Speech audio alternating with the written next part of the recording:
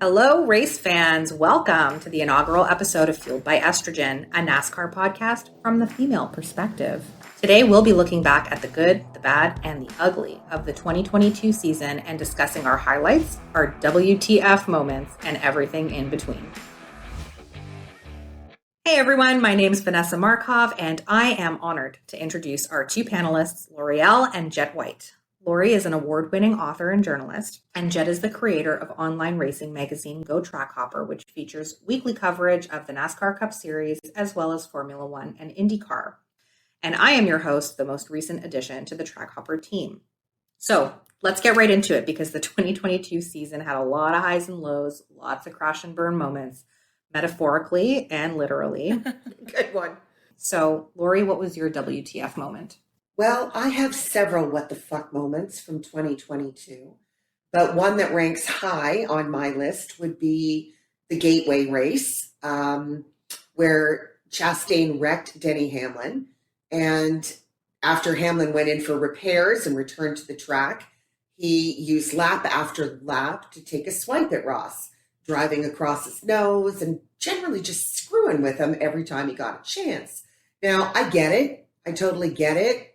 I understand why Hamlin was pissed. I understand why he wanted retaliation. That all makes sense to me. And from a spectator's point of view, it was entertaining as all hell. But if you really take a look at it, it took a very long time before NASCAR finally sent word to Chris Gabehart to tell Denny enough was enough. So the length of time that it was allowed to go on started to give it a very circusy type feel. And to me, it was just a bad look on the sport. Oh, I agree. And speaking of bad looks, my what the fuck moment was the Bubba Wallace and Kyle Larson incident at Las Vegas. I mean, that was a bad look on Bubba, obviously, but it was also a bad look on 2311, on Toyota, and on the sport as well for how they handled it afterwards. I certainly don't feel like the one race suspension for Bubba was a harsh enough penalty. And according to social media, I'm not alone in saying that. No, not at all. I think it's safe to say social media erupted for days afterward. Like, let's face it, everyone and their dog had an opinion. Yep, that's true. It's not harsh enough, especially when you take into account everything that happened in that very short period of time. I mean, not only did Bubba intentionally wreck Larson, but he also then walked on the hot track, refused orders from an official, and then shoved an official. So, when I think about the fact that NASCAR has handed down bigger penalties for less severe incidents, I kind of have to shake my head and say, what the fuck? Honestly, though, the only person that did look good in that whole situation was Kyle Larson. I think I became a Kyle Larson fan that day. Like, I want that guy's meditation schedule for keeping his cool and not fighting back or snipping at him at the media. Yeah, that definitely took a lot of restraint. Sorry, go ahead. So my WTF moment for sure was the All-Star race. It was both hilarious and sad, the way Blaney had to actually win that race twice in order to win it. I personally, like a lot of other people, I believe he should have got $2 million for that one. Yeah, that freaking window net. Well, okay, so why don't we talk about highlights now? Vanessa, what were some highlights for you? I don't know. I can't really say any particular moment was a highlight. I was just so excited kind of for the whole season. Everything was new for me. But I can say, and this was a bit of a bummer, is that all of the drivers that became my favorites, a lot by way of their character, which included Kyle Busch. I don't get why people hate on that guy so much. Like, I understand that he was a bit of a black sheep and has had some temper issues in the past, but I have never known an athlete to be so genuine and so unapologetically himself. I have so much respect for him. I think I'm a month older than him, but I want to be Kyle Busch when I grow up. Like, I'm sorry. That guy is so for real. I also am a huge fan of Alex Bowman. I think that guy is so underrated and hilarious. I love Daniel Suarez, and I also think Blaney was great too, and also a great character. So I'm a fan of all of them, and they all seem to just have shit luck all season.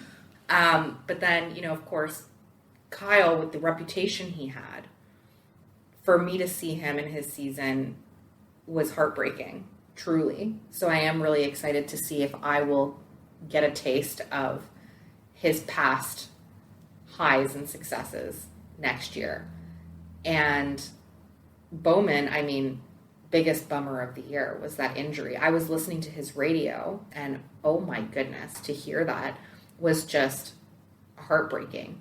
So that was really sad, and it sucked to see him go because he seemed like he was just really picking up his steam and kicking ass out there, which kind of put a damper on the rest of the season for me personally, being one of my favorite drivers. Totally makes sense. It's always easier to enjoy any sport when you have someone to actually pull for. Lori? Well, I'm not so sure whether this qualifies as a highlight or whether it's another WTF moment. Either way, it really stands out to me, and that's the Pocono race. So, it's so very rare to see an encumbered win, or as Joey Logano likes to call them, a cucumbered win. But to have two drivers, in this case, Denny Hamlin first and Kyle Busch second, both DQ'd, was completely wild and unheard of. So yeah, that sticks out to me, with a Chase Elliott win, and he didn't even know until hours later. I feel like my answer is a little too broad to be classed as a highlight per se, but to me, the entire season stands out as being very, very memorable. I mean, first, I feel like the highlight reel moments were a lot more common in 2022 than they were in previous seasons. And in this era of NASCAR, it's pretty rare to have 16 drivers win a race and fill up the entire playoff grid. But last year, we saw 19 different winners by the time it was over, which I think is a testament to the competitiveness that NASCAR was trying to achieve with this next gen. So I'd say overall, season was a success. That's impressive. I mean, it was my first season watching the sport, and what a frickin' circus. And I mean that with all due respect. Like, it was a wild ride. So that said, me being so new to the sport and only being introduced to it and getting to see a whole season of races and a playoff season with this new next gen car, how does that compare to previous generations? Compared to last year. All right, well, I don't think there's been any season thus far that hasn't turned out a few races that are, well, yawn-inducing. But I think that's a little less to do with the car and more to do with the track. Because let's face it, there are a few tracks on the circuit that just are not known for producing exciting races.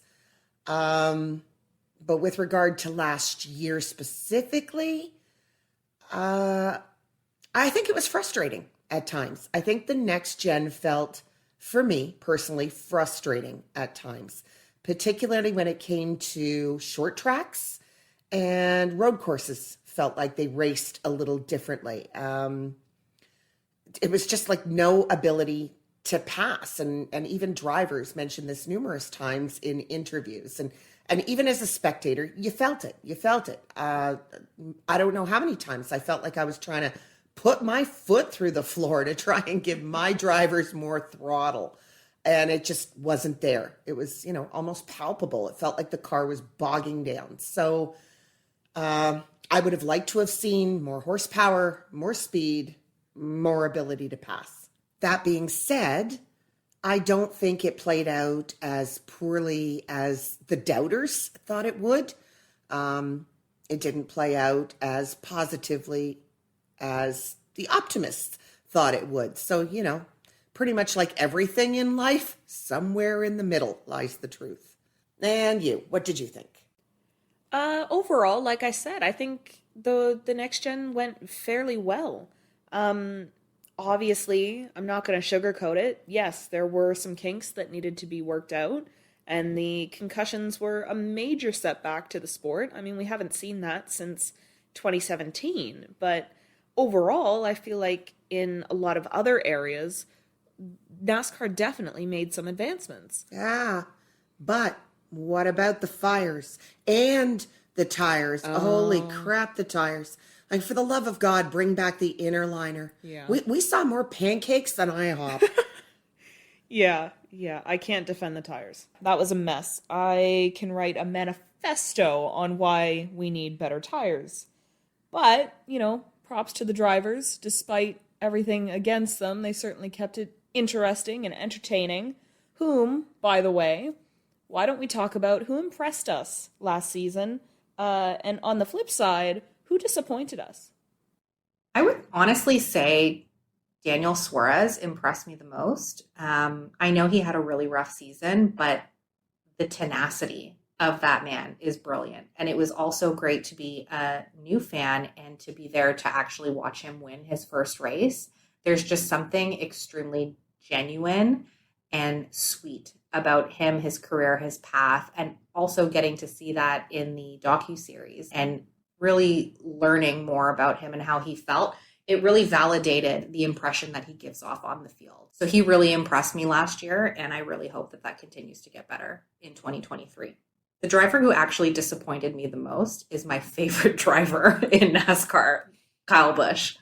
Everything that I've learned about him, his reputation, when I looked him up and looked at past races and past wins and just kind of went back in time to get to know more about him, I was really disappointed to see how poorly he did this year. It was really underwhelming, to be honest with you. But if I'm being truly, truly candid, I think that he was prevented from doing his best. Wow, that's a bold but probably accurate statement. Probably. Yeah. For me, I feel like it's hard not to say Chase Elliott was impressive last season. I mean, 5 wins and to lead the point standings for 90% of the year, that is impressive. But at the same time, he's just that caliber of driver. I've kind of come to expect that quality from him. So was I impressed? Yeah, but was I really shocked? No. Who shocked me, I'd say, was Austin Cindric. I mean, when you compare to the previous rookies that we had high expectations for, like William Byron or Christopher Bell coming out of Xfinity and moving up to Cup, there's a learning curve to Cup. So it's not common for a rookie to come out of the gate swinging in the way that Austin did. People can argue that, he won the 500. That's anyone's race to win because it's a super speedway and it's such a toss-up. And that's true. But he followed the Daytona 500 win with the pole in Fontana, and then throughout the season, 5 top 5s and 9 top 10s. Those are some impressive stats for a rookie. He's the best since Chase Elliott, which I think says a lot. And yet he flies low on mostly everyone's radar. In fact, he's been underrated since he was in Xfinity, despite being a champ. So, I've got an issue with that. Okay, so we seem to have hit a nerve here. All right, while you're riled up, who disappointed you? I don't want to say it because I am a fan and I respect him a lot, but I kind of have to say Daniel Suarez. Actually, no, let me correct that. Daniel Suarez did not disappoint me. The equipment on the 99 car disappointed me. I mean, let's face it, Daniel drove his ass off all season long and was in contention to win several. But then they had power steering issues, engine failures, tire problems. I mean, it got to the point where it felt like if there was a mechanical issue, it was going to happen to the 99. Okay, and now that I've had my rant, what about you? Drivers that impressed me. Well, Joey Logano. Certainly he was very consistent. Bell peaked at the right time, so that was interesting to watch. 3 drivers that impressed me for their development and their competitiveness and their consistent improvement would include Corey LaJoie, Eric Jones, and Chris Buescher. Those 3 impressed me. Who disappointed me? Martin Truex Jr. It was shocking to see him go the entire season without a win. But JGR disappointed me on the whole. As a team both on track and off track for many reasons. But more so than that, the playoffs disappointed me. For me, every year the playoffs feel very bittersweet. I mean, you're excited to see what happens, but at the same time, it signals the end of the season. I know the drivers and the teams are happy that it's coming to an end because they need a break, but as a fan, you're never happy that it's over. But this year's playoffs felt very, very different, very anticlimactic, in my opinion. Round one, none of the playoff drivers could get it done. It was all non-playoff drivers that won. And while that was interesting and quite the phenomenon, and I'm happy for them that they racked up a W before the end of the season, it was just weird that the playoff drivers couldn't get it done. Then you enter round two, and Talladega just didn't feel like Dega. Everyone was playing it safe due to prior injuries and the drivers that were already out of the playoffs, i.e. Kurt Busch and Alex Bowman by then. So everyone was taking it easy. I mean, the end of Dega was interesting and exciting, but the race on the whole felt safe. And then there was the Roval with that questionable caution and the incident with Cole Custer holding up traffic on purpose so that teammate Chase Briscoe could make it to the next round. Then you enter the next round and there's the dust up with Bubba and Kyle Larson. And then we get to the finale, and it started on such a sad and somber note with the announcement of the death of Coy Gibbs. And, you know, the announcers were choked. You see the drivers on the grid were choked. The camera caught Samantha and Kyle Busch in tears. It just, like, what a way to start the final race. It just took the edge off it. And so it should. I mean, it was a pivotal moment in the sport to have lost Coy Gibbs. It was just that, you know, for playoffs that already felt very off to me, it just sunk the finale. I was happy to see Joey win it. Certainly he deserved it. But other than that, it was an uneventful finale. It just felt sad. You're right. That was a sad way to end 2022. But on the topic of ending, I think it's time to bring our first episode to a close so that we can refocus to 2023, which we will tackle next week when we talk about upcoming changes to the car, the schedule, driver and team shakeups, as well as what we can expect at the Clash. So be sure to tune in next Monday. In the meantime, don't forget to follow @GoTrackHopper on Twitter, Instagram, and YouTube.